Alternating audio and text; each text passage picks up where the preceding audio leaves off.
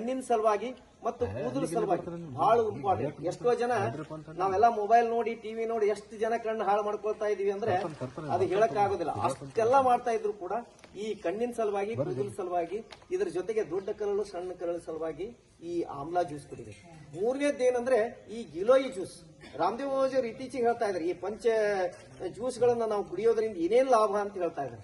ಇದ್ರ ಜೊತೆಗೆ ನಾವು ಮೂರನೇದ್ದು ಏನಂದ್ರೆ ಅಮೃತ ಬಳ್ಳಿ ಅಂದ್ರೆ ಗಿಲೋಯಿ ಅಮೃತ ಬಳ್ಳಿ ಜ್ಯೂಸ್ ಕುಡಿದ್ರೆ ಏನಾಗ್ತದೆ ಅಂದ್ರೆ ಒಂದು ಮನಿ ಕೀಲಿ ಹಾಕಿದ್ರೆ ನಾಯಿ ಅಂದ್ರೆ ಯಾವುದೂ ಹೋಗೋದಿಲ್ಲ. ಆ ರೀತಿ ನಮ್ಮ ಬಾಡಿ ಸೆಲ್ಫ್ ಡಾಕ್ಟರ್ ಆಗಿಬಿಡ್ತದೆ. ಅಂದ್ರೆ ನಮ್ಮ ಬಾಡಿಯೊಳಗಿನ ಇಮ್ಯುನಿಟಿ ಪವರ್ ಅಂದ್ರೆ ನಮ್ಮ ಬಾಡಿಯೊಳಗಿರ್ತಕ್ಕಂಥ ರೋಗ ನಿರೋಧಕ ಶಕ್ತಿ ಹೆಚ್ಚಿಗೆ ಮಾಡ್ತದೆ. ಅದಾದ್ರೆ ಯಾವುದೋ ರೋಗಗಳು ಬರೋದಿಲ್ಲ. ಇದು ಮೂರನೇದು.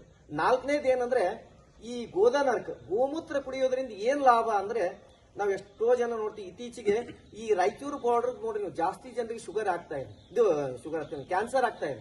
ಯಾಕೆ ಆಗ್ತಾ ಇದೆ ಆ ಥರ್ಮಲ್ ಅದು ಫ್ಯಾಕ್ಟರಿ ಅದರಿಂದ ಅದು ಅವ್ರು ನಾವು ಏನು ನಮ್ಮ ಕೈಯಿಂದ ತಡೆಯಕ್ ಆಗೋದಿಲ್ಲ. ಅದ್ರ ಜೊತೆಗೆ ನಾವ್ ಏನ್ ಮಾಡ್ಬೇಕಂದ್ರೆ ಗೋಮೂತ್ರ ದಿನನಿತ್ಯ ಯಾರು 5 to 10 ml ಯಾರು ಕುಡಿತಾರೆ ಅವ್ರಿಗೆ ಜೀವನದಲ್ಲಿ ಎಂದೂ ಕ್ಯಾನ್ಸರ್ ಬರೋದು. ಇನ್ನೊಂದು ನೀವು ಬೇಕಾದ್ರೆ ನೀವು ಟೆಸ್ಟ್ ಕೂಡ ಮಾಡಬಹುದು. ಎಷ್ಟೇ ಕೆಮಿಕಲ್ಸ್ ಇದ್ರೂ ಕೂಡ ಗೋಮೂತ್ರ ಹಾಕಿ ನೋಡ್ರಿ ನೀವು ವಿದಿನ್ 2 minutes ನೀವು ಚಮಚ ಹಿಂಗ್ ಅಳಗಾಡ್ಸಿದ್ರೆ ಪೂರ್ತಿ ಪ್ಯೂರ್ ಆಗಿರ್ತದೆ. ಅಂದ್ರೆ ಬಾಡಿ ಒಳಗಿನ ಎಲ್ಲಾ ಟಾಕ್ಸಿನ್ಸ್ ಹೊರಗಾಗ್ತದೆ. ನಾವು ಇಷ್ಟು ಮಾಡಿದ್ರೆ ಸಾಕು. ನಾವು ದಿನನಿತ್ಯ ಕೆಲವೊಬ್ಬರಿಗೆ ವಾಸ್ ಬಂದಂಗ ಆಗ್ತದೆ, ಸ್ಮೆಲ್ ಬಂದಂಗ ಆಗ್ತದೆ. ಅದಕ್ಕೆ ಏನ್ ಮಾಡ್ಬೇಕಂದ್ರೆ ಸ್ವಲ್ಪ ಜೇನುತುಪ್ಪ ಹಾಕೋರಿ. ಜೇನುತುಪ್ಪ ಹಾಕೊಂಡ್ರೆ ಟೇಸ್ಟೇ ಬರ್ತದೆ, ಏನು ಆಗೋದಿಲ್ಲ. ಇದು ನಾ ಬರೇ ಹೇಳಕತ್ತಿಲ್ಲ, ನಾ ದಿನ ಮಾಡ್ತೀನಿ. ಕೆಲವೊಬ್ರು ಹೇಳ್ಬೋದು ನಾನು ದಿನನಿತ್ಯ ಯಾವ್ದು ಮಾಡ್ತೀನಿ ಅದು ನಿಮ್ಗೆ ಹೇಳ್ತೀನಿ. ಬೆಳಗ್ಗೆ ಎದ್ದ ತಕ್ಷಣ ಇಷ್ಟೆಲ್ಲ ಮಾಡಿ ಒಂದ್ ಗ್ಲಾಸ್ ಉಗುರು ಬೆಚ್ಚಗೆ ನೀರು ಕುಡಿದು ಕೆಲವೊಂದು ಎಕ್ಸರ್ಸೈಸ್ಗಳು ನಾಳೆ ಬೆಳಗ್ಗೆ ಹೇಳ್ತೀನಿ. ನಾನು ಮೋಷನ್ಗೆ ಹೋಗ್ಬೇಕಂತಲೂ ಮೊದಲು ಏನು ಎಕ್ಸರ್ಸೈಸ್ ಮಾಡಬೇಕು ಅದು ಮಾಡಿದ್ರೆ 100% ಮೋಷನ್ ವಿದಿನ್ 1 minute ಅಲ್ಲಿ ಕ್ಲಿಯರ್ ಆಗ್ತದೆ.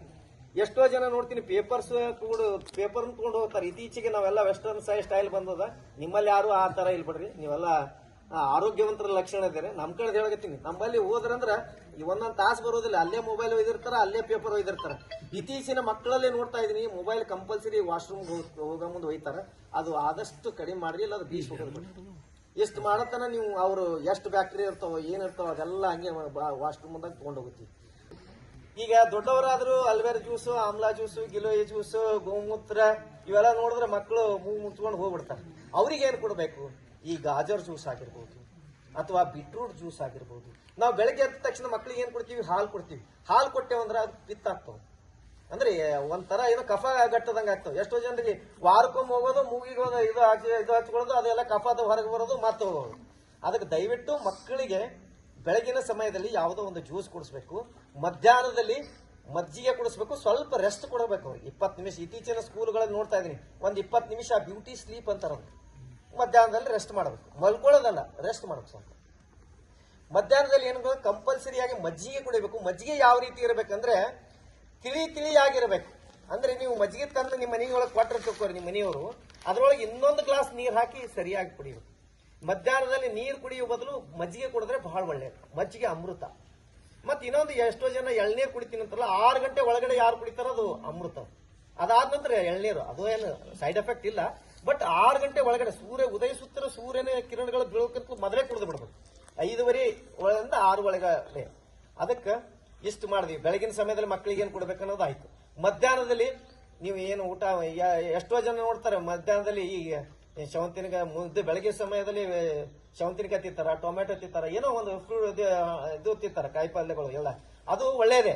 ಅದು ಬಿಟ್ಟಂತೆ ನಾವೇನ್ ಮಾಡ್ತಾ ಇದೀವಿ ಇತ್ತೀಚಿನ ದಿನಗಳಲ್ಲಿ ಬೆಳಗಿನ ಸಮಯದಲ್ಲೇ ಮಕ್ಕಳಿಗೆ ಸ್ಕೂಲಿಗೆ ಕಟ್ಟಬೇಕಾದ್ರೆ ಬ್ರೆಡ್, ಜಾಮ್ ಅವೆಲ್ಲ ಮೈದಾ ಇಟ್ಟುಕೊಂಡು ಈ ನಮ್ಮಲ್ಲಿ ನನ್ನ ಆರೋಗ್ಯ ಕೇಂದ್ರದ ನಾನು ಎಷ್ಟೋ ಜನ 10-12 ವರ್ಷದ PUC ಹುಡುಗರಿಗೆ ಕಂಪಲ್ಸರಿ ಫೈಲ್ಸ್ ಆಗ್ತಾ ಇದೆ. ಯಾಕಾಗ್ತಾವ ಅಂದ್ರೆ ಮನೆಗೆ ಸರಿಯಾಗಿ ಊಟ ಕಟ್ಕೊಡೋದಿಲ್ಲ, ಅವು ಓದೋ ಟೆನ್ಷನ್ದೊಳಗೆ ಸರಿಯಾಗಿ ಊಟ ಮಾಡೋದಿಲ್ಲ, ಅದರಿಂದ ಫೈಲ್ಸ್ ಆಗ್ತಾ ಇದೆ.